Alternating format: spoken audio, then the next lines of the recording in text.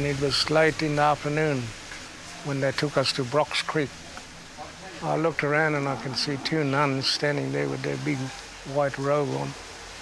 We thought they were devils. And I see 20, might be 30 other children, and they were all crying. And the door shut on us. And I'm looking out there and I can see Mum. She started screaming and she was carrying on there.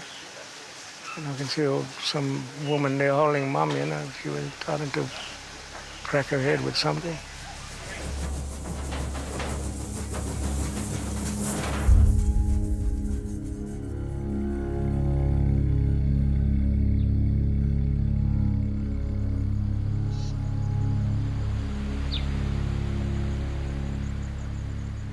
Dúdaigh na Paulíní a bhac, dagad a rian na mataí gala a chaul chiasta, is loragam róg tarní, búilte a bholug brúite.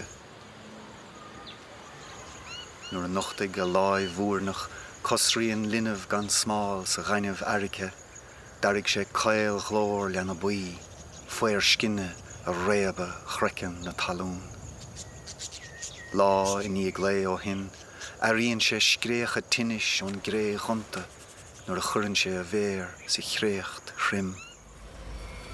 Agus fós ní chreideann sé.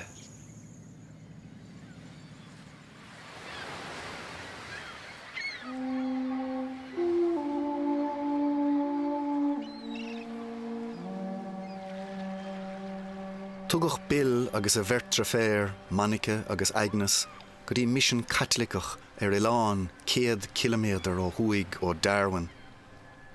A tharí agus sline ó Burn go dtí Brock, einam na háite inar fudaíogiad.